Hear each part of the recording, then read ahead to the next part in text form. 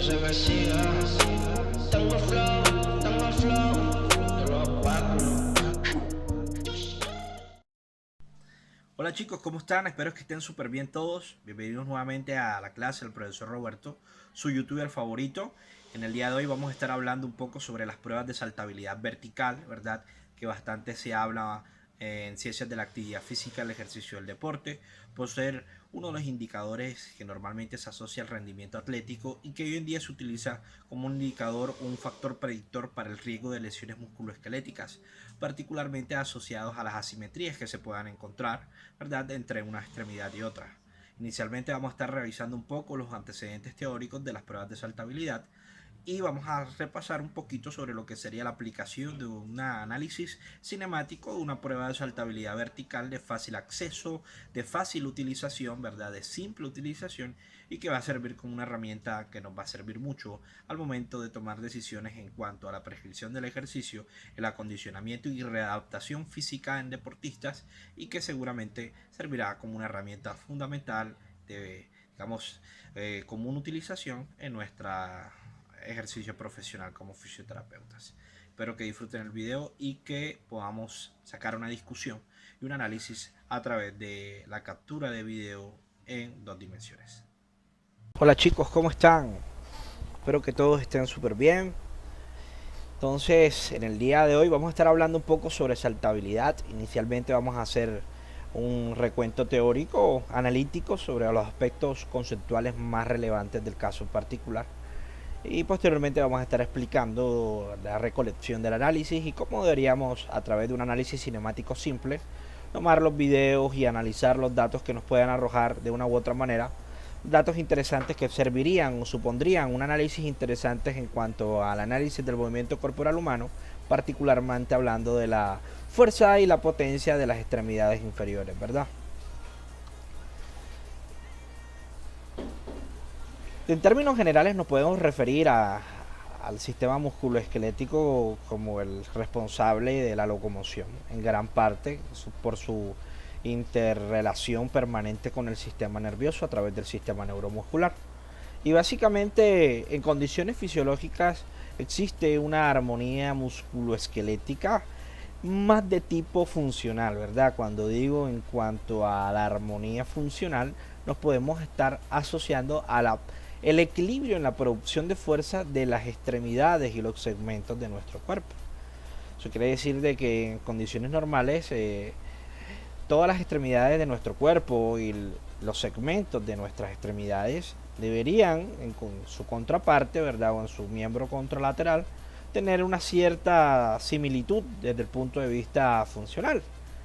Este equilibrio funcional desencadena obviamente esa armonía musculoesquelética que normalmente es un factor que podemos asociar a la protección y conservación de la funcionalidad y de las características morfológicas del sistema musculoesquelético articular.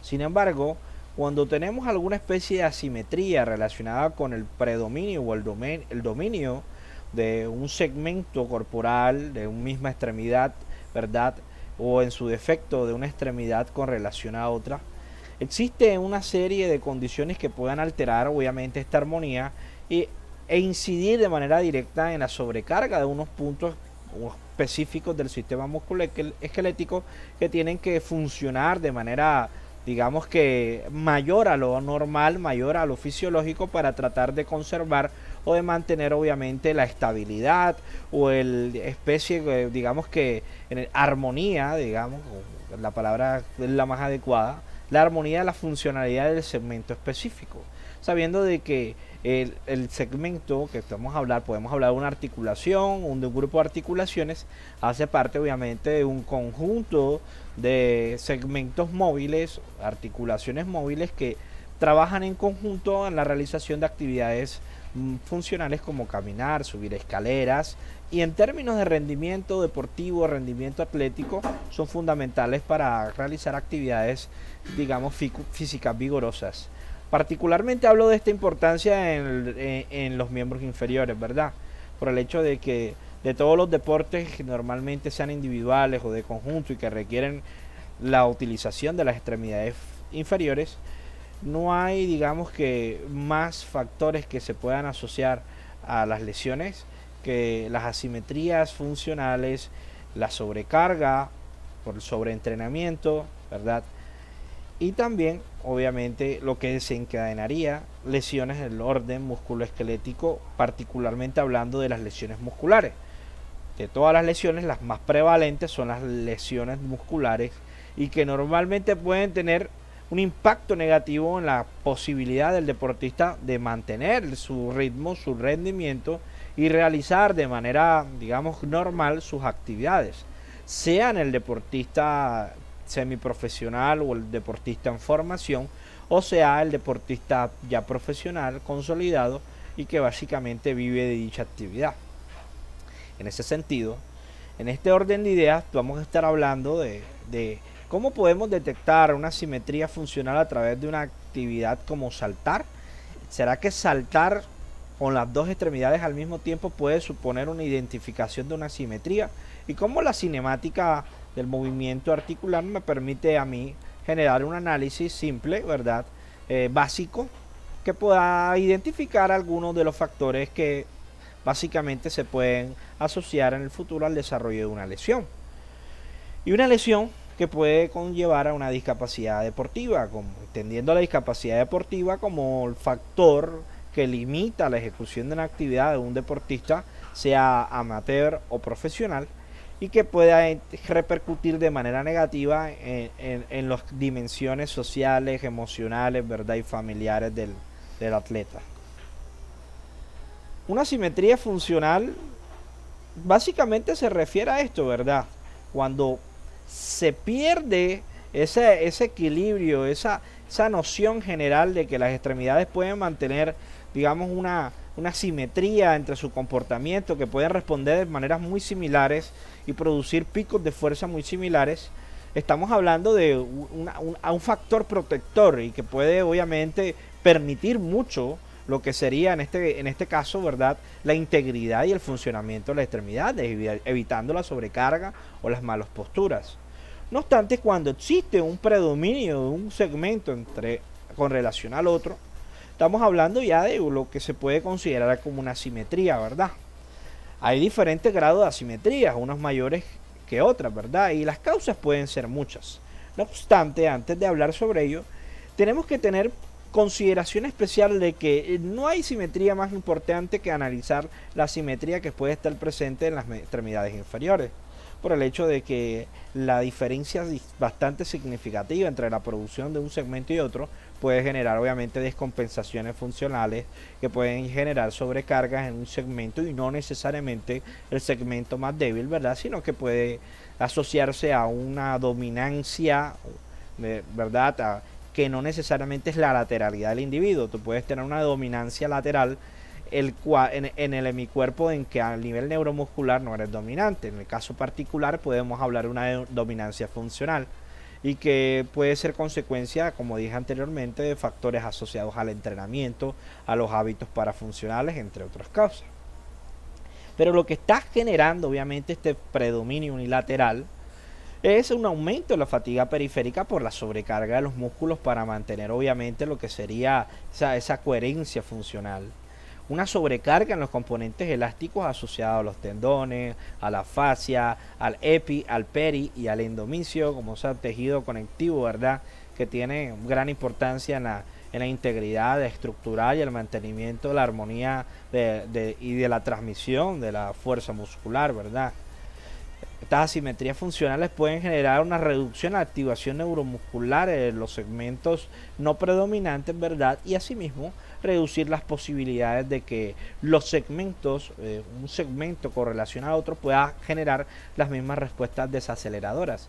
Esto básicamente son factores que pueden conllevar a aumentar el riesgo de una lesión en un momento determinado por digamos que una tensión excesiva o también obviamente por un mecanismo por sobrecarga o por uso excesivo. ¿Cuáles son esas causas que se han evidenciado pueden ser factores teológicos de la asimetría funcional de las extremidades inferiores, verdad?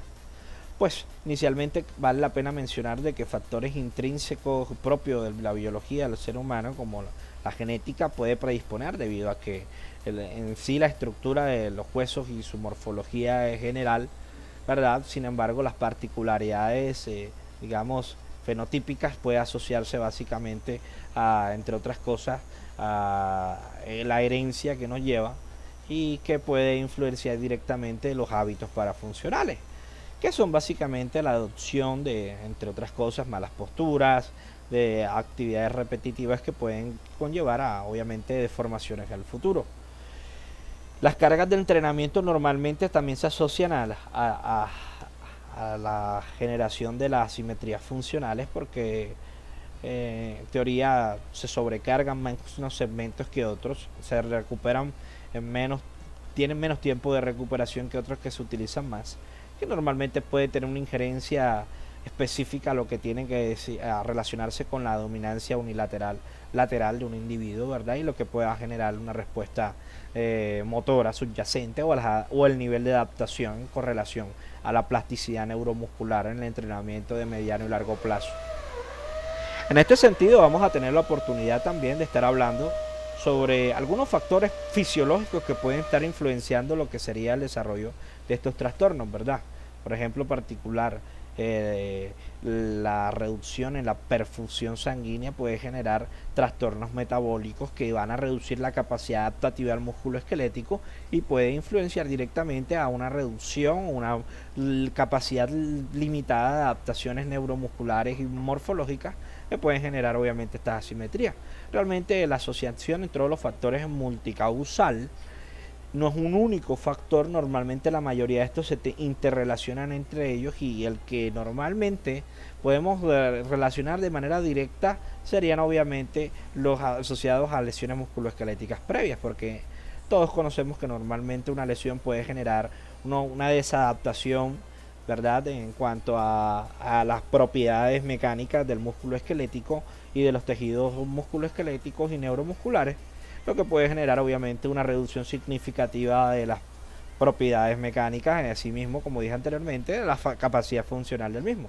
Se reduce la producción de fuerza, la flexibilidad, entre otras cosas.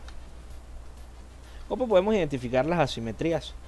Pues normalmente existen, claro, pruebas mucho más específicas y que son el estándar, ¿verdad? Como la dinamometría isocinética con electromiografía, ¿verdad? Que son básicamente herramientas que nos permiten identificar tanto la producción de fuerza, la calidad muscular como el nivel de activación neuromuscular, lo que en sí puede diagnosticar efectivamente cómo se están comportando los músculos de una extremidad a otra en una situación controlada de, digamos, muy similar o idéntica, ¿verdad? Esto básicamente es difícil acceso de manera general, especialmente para nosotros, ¿verdad? En nuestro contexto es difícil encontrar obviamente estas herramientas a la mano. Sin embargo, existen otras pruebas más adecuadas para nosotros, como las pruebas manuales, que bastante subjetivas son, pero al fin y al cabo pueden representar una ayuda bastante práctica al momento de diagnosticar alguna tipo de alteración funcional, ¿verdad?, en el sistema musculoesquelético de una persona. Sin embargo, si nos vamos un poquito más a lo que sería de más fácil acceso, los análisis cinemáticos, ¿verdad?, a través de software especializados con acelerometría, que normalmente nos permiten detectar la fuerza, la aceleración de las extremidades en condiciones controladas, normalmente tienen un precio que podemos acceder a ellos, ¿verdad?, de manera económica, instalarlo. Algunos se pueden instalar en nuestros celulares, nuestros smartphones, y nos permiten analizar la saltabilidad a través de, digamos, que una serie de, digamos, de ecuaciones específicas que a través de la cinematografía pueden calcular de manera indirecta estos factores. Sin embargo, no todos tenemos acceso a este tipo de dispositivos que son normalmente avanzados y tienen un costo también importante. Y normalmente nosotros, digamos, que vemos las pruebas de saltabilidad con mayor utilización históricamente, las que se realizan en plataformas de contacto, ¿verdad? Y las plataformas de contacto normalmente nos permiten detectar, entre otras cosas, ¿verdad?, lo que dice, el tiempo que una persona dura en un salto, ¿verdad?, qué extremidad puede tocar primero la plataforma que otra, cuál se separa primero que otra, calcular a través de la producción de fuerza hacia el piso, ¿verdad? Cuánta fuerza excéntrica o concéntrica produce, excéntrica en la fase de impulsión, fase concéntrica en la fase de salto como tal, ¿verdad? Y también la fuerza excéntrica en el aterrizaje, que puede ser un factor bastante importante al momento de identificar factores de riesgo asociados a las propiedades mecánicas del músculo. En el día de hoy vamos a estar hablando más que todo sobre lo que sería saltabilidad en una herramienta bastante simple, ¿verdad? Asociar un poco lo que podría ser capturar videos y analizarlo a través de un software simple. La altura del salto como un factor predictivo, ya que históricamente la altura del salto ha sido un factor que se asocia directamente con el rendimiento atlético. Entre mayor sea la saltabilidad, mayor es la cualidad o la calidad del músculo esquelético y mayor obviamente sería en este caso la capacidad de generar fuerza en cuanto a las características individuales de cada sujeto, desde el punto de vista antropométrico, ¿verdad? Y desde el punto de vista adaptativo. Entonces, estas pruebas de saltabilidad a través de la cinematografía nos puede servir una herramienta no exacta, ¿verdad? Claro, tiene su margen de error, pero puede ser bastante útil al momento de utilizar una herramienta más que la observación o con análisis manual como un indicador, entre otras cosas, de equilibrio funcional, de rendimiento, ¿verdad? Como un factor evaluativo para el seguimiento y la implementación de un programa de rehabilitación, de readaptación fisiológica funcional y también como un factor que pueda referenciar la tasa adaptativa de un programa de acondicionamiento físico para la salud. En el deporte se utilizan mucho las pruebas de saltabilidad. Existen un montón de softwares, como dije anteriormente, muy especializados que permiten desde la cinematografía analizarlos. También existen diferentes tipos de plataformas de contacto, pero muy, digamos que especializadas. Sin embargo, todas tienen la misma finalidad, ¿verdad? Y tratar de identificar cómo se comporta el cuerpo en la situación de salto y cómo se interrelacionan los segmentos al momento de poder producir la fuerza que va a impulsar al fin de cuentas a la persona, ¿verdad? Y distanciarlo de lo que sería en este caso la superficie, el suelo. Y normalmente, como dije anteriormente, estas evaluaciones son muy importantes para llevar el control sobre el rendimiento atlético en los deportistas, sean profesionales en formación o amateurs, y aquellas personas que quieren obviamente tener control sobre sus adaptaciones en el músculo esquelético, ¿verdad? Al momento de implementar un programa de readaptación y adaptación, y que debe ser adoptado por nosotros como una herramienta de común utilización que puede identificar a mediano y largo plazo, ¿verdad?, las tasas adaptativas o el mantenimiento en cuanto a las capacidades funcionales del músculo. ¿Cuáles son las pruebas de saltabilidad o los test propios de saltabilidad que normalmente se establecen como protocolos al momento de realizar obviamente estos análisis? Bueno, existen múltiples pruebas y me quedo con esta frase que recientemente ha sido, digamos que, mostrada por mi persona y el doctor Carlos Rolón, que hemos trabajado en conjunto en el análisis de saltabilidad en deportistas, ¿verdad?, donde normalmente ingiere y se relaciona directamente a que la naturaleza multidimensional del movimiento justifica la necesidad de evaluar las manifestaciones dinámicas del músculo esquelético en diferentes situaciones, ¿verdad? Claro, si el cuerpo está en movimiento y el movimiento no es unidireccional y no es un solo eje, las pruebas de saltabilidad tienen normalmente ese limitador, que normalmente ingiere, que normalmente analicemos una única prueba. Y que a través de esa prueba podemos detectar factores asociados obviamente en este caso a lo que ya conversábamos anteriormente: adaptación, readaptación, rehabilitación, fatiga, etcétera. Claro, y asimetrías también. No obstante, la idea es que podamos utilizar no solamente una prueba unidireccional y en un solo plano, sino que se puedan adoptar múltiples pruebas para generar diferentes análisis que puedan llegar a conclusiones bien específicas sobre el rendimiento de un deportista en específico y que pueda ser como punto de comparación propio, o sea, del mismo sujeto en el futuro o en el pasado, o pueda servir de comparación con sujetos que practican el mismo deporte de diferentes edades, con diferentes características antropométricas, con diferentes tipos de lesiones previas, ¿verdad? O lesiones actuales, y que al final puedan generar obviamente esta lógica de análisis que debemos desarrollar, ¿verdad? Como fisioterapeutas. Es por eso que en el día de hoy vamos a iniciar hablando un poco sobre el CMJ o el Counter Movement Jump, que es la prueba normalmente más utilizada, que más ha sido homologada en los software de análisis cinemático, y que si bien vamos a mostrar una metodología bastante, digamos que discreta en cuanto a especificidad y en objetividad, claro, hay que describirlo porque no normalmente necesitaríamos, ¿verdad?, una plataforma de contacto para poder analizar bien lo que sería el comportamiento de las extremidades al momento de producir fuerza en la fase de desaceleración o impulso, ¿verdad? Desaceleración post-salto, impulso pre-salto, ¿verdad?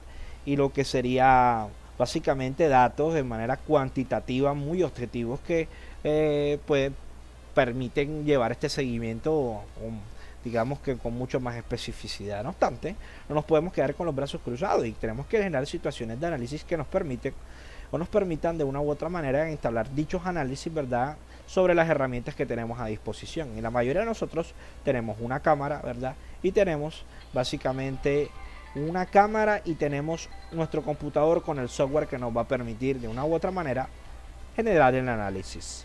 Posteriormente estaré hablando del resto de pruebas de saltabilidad que bien son muy interesantes y muy importantes de realizar también. Nos tomaremos el tiempo para discutir cada una, ¿verdad? Comenzamos entonces con el análisis del Counter Movement Jump o el CMJ. Bueno chicos, entonces inicialmente voy a explicar un poco cómo es la realización del salto del CMJ. Counter Movement Jump, ¿verdad? Normalmente salto con contramovimiento, que normalmente es una fase, un momento en particular, el cual la persona hace un movimiento hacia abajo de impulsión, ¿verdad? Rápido. Normalmente no debe quedarse el individuo abajo esperando o realizando una sentadilla demasiado profunda. En realidad la persona tiene que bajar y apenas baja inmediatamente, ¿verdad? Aproximadamente de unos 90 a unos 100 grados, algunos autores dicen hasta 110 grados de flexión de rodilla. Inmediatamente tiene que generar la máxima cantidad de fuerza posible para saltar de manera vertical, o sea, lo más hacia arriba posible. Entonces, en ese sentido, nosotros vamos a tener la oportunidad de analizar, ¿verdad?, cómo se realiza el salto inicialmente, para que posteriormente ustedes utilicen un individuo, un familiar, un sujeto que pueda servir como un objeto de estudio, ¿verdad?, y que nos permita grabar el video, ¿verdad?, para poder hacer este análisis. Inicialmente podamos ver el video que nos va a importar, en este caso sería una toma frontal del video. Ven ustedes que el sujeto en cual va a realizar el salto tiene la mano en la cintura. Muy importante que las manos en la cintura. El protocolo del CMJ debe tener las manos en cinturas con el objetivo de evitar la interferencia de una impulsión o un efecto de impulso, ¿verdad?, de las extremidades superiores que pueda obviamente aumentar la cantidad de centímetros saltados, ¿verdad?, o el mantenimiento de más tiempo en el aire. Por eso que las manos deben estar en la cintura, ¿verdad?, desde el momento que inicia la fase de impulsión, ¿verdad?, hacia abajo, rápida, y un salto lo más arriba posible que pueda realizar. Como pueden ver, el sujeto que estoy analizando básicamente es un sujeto de que no es deportista, no es atleta, es una persona con una lesión musculoesquelética de miembros inferiores, y que normalmente pues realizamos esta prueba con el objetivo de ver obviamente el comportamiento de las extremidades al momento de saltar y factores que puedan ser parte de la cinemática del análisis cinemático que podamos implementar. Aquí podemos ver el mismo salto, ¿verdad?, en un plano lateral, cómo se flexiona el tronco al momento en que la persona toma el impulso hacia debajo y la flexión previa a la extensión rápida que genera el salto, ¿verdad? Perfecto. Tomado ya los videos, recuerden ustedes, claro que es muy importante tener obviamente el segmento de análisis, o en el segmento donde vamos a tomar el análisis, un objeto con distancias conocidas y que también en este caso puede servir como referencia para poder identificar dónde está ubicado el piso en particular, ¿verdad? Porque sabemos que normalmente, como en este caso, pueden observar que el video no está completamente grabado en un plano completamente paralelo, ¿verdad?, a la posición del ser humano, en este caso el sujeto analizado, sino que tiene un grado de inclinación hacia adelante por las limitaciones técnicas. Claro, todos tenemos un dispositivo móvil que puede servir. Es por eso que yo normalmente utilizo una herramienta que tenga una distancia conocida para que me sirva, además de cotejar las medidas del software, ¿verdad? Me permita obviamente identificar el punto donde la persona parte el salto y donde cae nuevamente. Eso me va a permitir tomar datos, digamos que más importantes, ¿verdad? Bien, vamos a hacer el análisis entonces de este salto y solamente vamos a necesitar, ¿verdad?, unas herramientas simples dentro del análisis. Vamos a analizar primero el parámetro línea, ¿verdad? Línea que nos va a servir para poder tomar la distancia y cotejarla con el software de esta regla que yo tengo aquí. Paso la línea directamente por encima, ¿verdad? Le doy clic derecho, vamos a resaltarlo con color amarillo, ¿verdad? Adicionalmente le voy a poner el contraste de la medida. Realmente esta es una regla de 32 centímetros. Aplico, ya sabemos que esto mide 32 centímetros, ¿verdad? Vamos a rodar esto acá y este va a ser el punto de referencia. Ya lo podemos rodar sin mover los dos puntos, podemos moverlos donde queramos para que no interfiera con el plano de análisis, ¿verdad? Y toda la imagen que vamos a estar analizando. Entonces, después que hayamos tomado el video y hayamos contrastado la medida, simplemente queda poder identificar la altura de salto. Es lo único que vamos a estar haciendo inicialmente. Vamos a tratar de hacer un promedio del salto total, digamos una observación del análisis de la saltabilidad, de la altura del pie derecho, del miembro derecho y la altura del miembro izquierdo.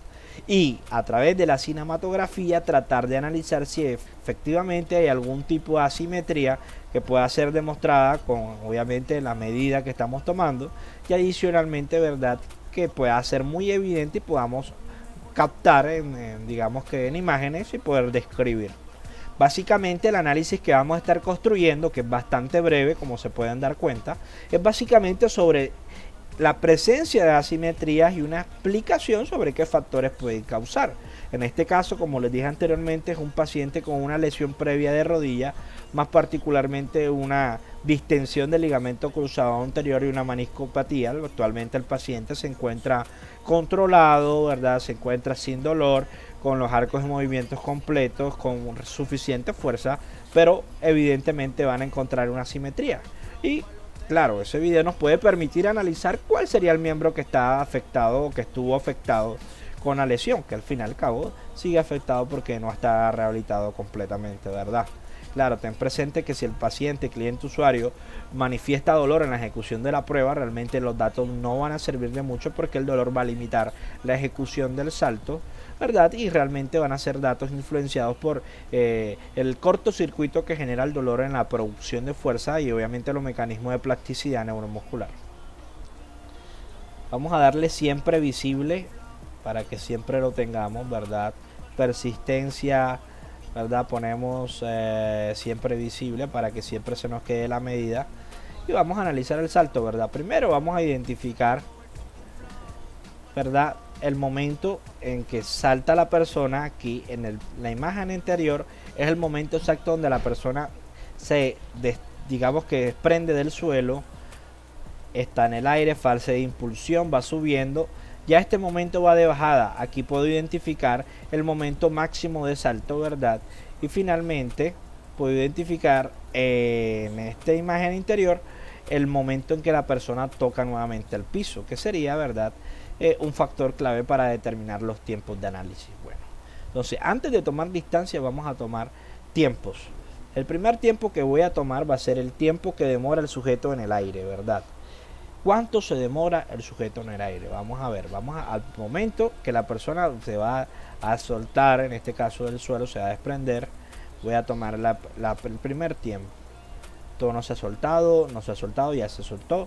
En esta imagen le pongo nuevamente cronómetro, Le doy clic en cronómetro acá, vamos a ponerle un color característico para que podamos identificarlo, ¿verdad? Vamos a ponerle este verde. Bien, perfecto. Voy a iniciar el cronómetro y cuando termine el sujeto de impulsarse hacia arriba, aquí subió, aquí siguió subiendo, aquí ya va bajando hasta esta imagen anterior. Le doy detener el cronómetro y me doy cuenta de que en la fase de impulso hacia arriba el sujeto demoró ¿cuántas? 26 décimas, ¿verdad? De segundo. Eso significa de que duró menos de medio segundo la fase de, ¿verdad? De impulso de hacia arriba, ¿verdad? El salto de nuestro paciente, ¿verdad? Vamos a utilizar un nuevo cronómetro, ya que en la siguiente imagen ya iniciamos la fase de descenso. Vamos a darle, poner un color característico, vamos a poner un rojo, ¿verdad? Iniciar el cronómetro y voy moviendo hasta que me doy cuenta de que toco el suelo. Perfecto, vamos a ver. En esta imagen ya toco el suelo. Bueno, le doy detener el cronómetro y tengo una medida muy parecida. Bueno, recuerden que tenemos limitaciones con relación a los cuadros por segundo del video. No obstante, digamos, es muy normal encontrar datos, en este caso similares, en personas que no tienen muy buena saltabilidad, porque normalmente realmente hay factores que pueden limitar obviamente lo que sería la fase de impulsión y el mantenimiento en el aire. En este caso particular, la fase de impulso y de retroceso, ¿verdad?, hacia el suelo dura prácticamente lo mismo según lo que puedo mostrar. O sea que la fase de vuelo total, ¿cuánto duraría? Duraría 52 décimas de segundo, lo que significa de que la persona en el aire duró, en este caso particular, ¿verdad?, menos de un segundo, ¿verdad? Vamos a ver nuevamente el video, ya teniendo el tiempo de impulsión, saltó y cayó inmediatamente. Lo pueden notar, el salto es bastante rápido. Entonces, ya teniendo los datos de tiempo, vamos a sacar los datos de distancia, ¿verdad?, de salto, que sería la distancia entre el suelo y la distancia entre los miembros. Vamos primero inicialmente a generar un análisis, ¿verdad?, sobre una extremidad y la otra. Vamos a utilizar primero la extremidad derecha. Vamos a ver cuántos centímetros se desprendió del suelo, ¿verdad? Vamos a buscar el punto máximo de aquí. Le voy a dar línea desde la punta del pie hasta el suelo. Y como les dije anteriormente, que el factor que me va a servir mucho para identificar la distancia del suelo va a ser la regla, ya que estaba muy pero muy cercano a la punta del pie. Eso significa que aproximadamente en este punto es básicamente el punto en el cual el pie, la punta del pie, que es mi referencia, estuvo apoyado. Lo mismo voy a hacer con la otra extremidad, ¿verdad?